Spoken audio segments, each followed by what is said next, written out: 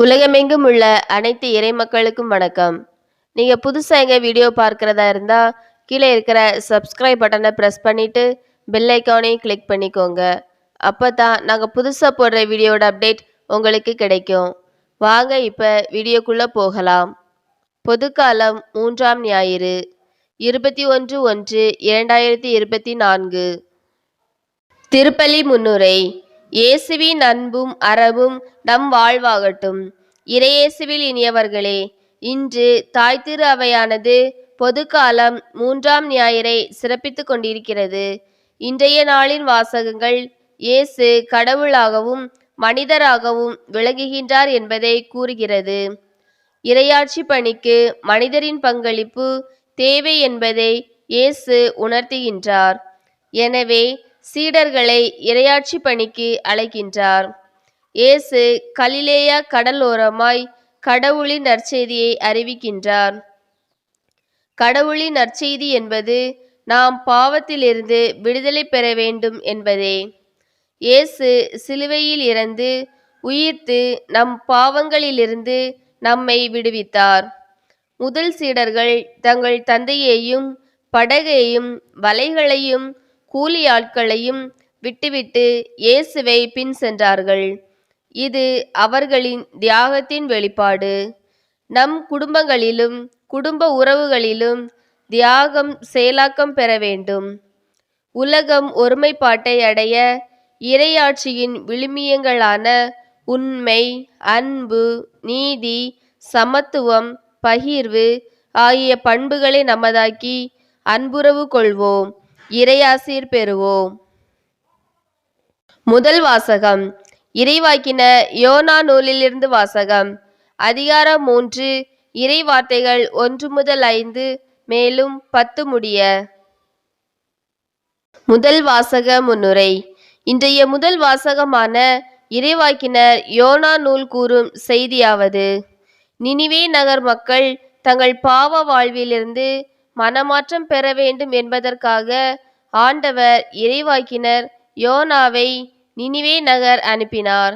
இன்னும் 40 நாளில் நினிவே நகர் அழிக்கப்படும் என்று யோனா எச்சரித்தார்.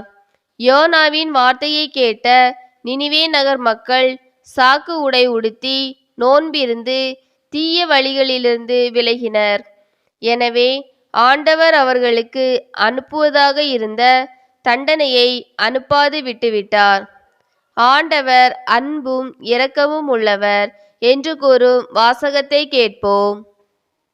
இரண்டாம் வாசகம் திருத்தூதர் பவுல் கொரிந்தியருக்கு எழுதிய முதல் திருமுகத்திலிருந்து வாசகம். அதிகாரம் 7, இறை வார்த்தைகள் 29 முதல் 31 முடிய. இரண்டாம் வாசக முன்னுரை. திருத்தூதர் பவுல் கொரிந்தியருக்கு எழுதிய முதல் திருமுகத்தில் தரும் அறிவுரையாவது: உலகச் செல்வங்களை பயன்படுத்தி வீண் ஆடம்பரங்களிலும் கேளிக்கைகளிலும் உலக இன்பங்களிலும் ஈடுபாட்டுடன் வாழும்போது நாம் கடவுளை மறந்து தீமையில் பற்று கொள்கிறோம். எனவே நாம் எதிலும் அதிக பற்று கொள்ளாமல் நம்மையே காத்து கொள்ள வேண்டும் என்கிறார் தூய பவுலடியார்.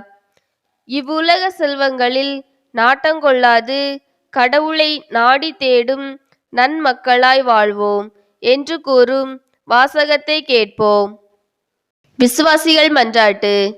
இறை பணியாற்ற அழைக்கும் அன்பு இறைவா, இவ்வுலக இன்பங்களை துறந்து இறை பணியாற்றும் எங்கள் திருத்தந்தை, ஆயர்கள், அருள் பணியாளர்கள், அருட்சகோதரிகள், துறவிகள் அனைவரையும் உமது அருளால் நிரப்பியருளும். அவர்கள் தங்கள் வாழ்வாலும் வழிகாட்டுதலாலும் நல் சான்றாளர்களாய் விளங்கிட வேண்டுமென்றும் உடல் உள்ள ஆன்ம நலம் தந்து காத்திட வேண்டுமென்றும் இறையளித்தல் பெருகிட வேண்டுமென்றும் உம்மை மன்றாடுகிறோம். தியாகத்தின் ஊற்றே அன்பு இறைவா, எம் நாட்டை ஆளும் ஆட்சியாளர்கள் அதிகார பதவியில் ஆணவம் கொள்ளாது தியாகமும் தாழ்ச்சியும் கொண்டவர்களாய் மக்கள் பணி செய்ய வேண்டுமென்றும் நாட்டில் அமைதி ஏற்படுத்தும் நல்ல தலைவர்களாய் விளங்கிட வேண்டுமென்றும் வருங்காலத்தில் மக்கள் நலனில் அக்கறை கொண்ட நல்ல தலைவர்கள் தேர்ந்தெடுக்கப்பட வேண்டுமென்றும் உம்மை மன்றாடுகிறோம். வாழ்வின் வழிகாட்டியாம் அன்பு இறைவா, எங்கள் குடும்பங்களில் உள்ள குழந்தைகள் மற்றும் உலகெங்கும் வாழும் அனைத்து குழந்தைகளையும் உமது ஆசிரால் நிரப்பியருளும். அனைத்து குழந்தைகளுக்கும் அன்பும் அரவணைப்பும் கிடைக்க செய்தருளும். மாசற்ற குழந்தைகளுக்கு எதிராக கல் நெஞ்சர்களாய் நடக்கும் வன்கொடுமைகள், உயிரை பறிக்கும் வெறி செயல்களிலிருந்து குழந்தைகளை பாதுகாத்திட வேண்டுமென்றும் உம்மை மன்றாடுகின்றோம். இரக்கத்தின் ஊற்றே அன்பு இறைவா, எம்மிடையே வாழும் முதியோர், பல்வேறு நோய்களால் துன்பப்படுவோர், ஏழைகள், கைவிடப்பட்டோர் அனைவரையும் உமது அருளால் நிரப்பியருளும். அவர்களுக்கு நோயிலிருந்து விடுதலையும் நல்ல பாதுகாப்பும் நல்வளமும் நல்வாழ்வும் தந்து காத்திட வேண்டுமென்றும் உம்மை மன்றாடுகிறோம். வாழ்வை வளப்படுத்தும் அன்பு இறைவா, இயேசுவின் அன்பையும் தியாகத்தையும் உணர்ந்துள்ள நாங்கள் ஒருவரை ஒருவர் அன்பு செய்து வாழ வேண்டுமென்றும் அனைவரையும் அருள் நலத்தாலும் உடல் நலத்தாலும் பொருள் வளத்தாலும் நிரப்பிட வேண்டுமென்றும் அனைவரும் ஒன்றுபட்டு ஒரே குடும்பமாய் வாழ வேண்டுமென்றும் உம்மை மன்றாடுகிறோம். ஆமேன். உங்களுக்கு எங்கள் வீடியோ பிடிச்சிருந்துன்னா லைக் பண்ணுங்க, கமெண்ட்ஸ் பண்ணுங்க, உங்கள் உறவினர்களுக்கும் நண்பர்களுக்கும் ஷேர் பண்ணுங்க. நன்றி.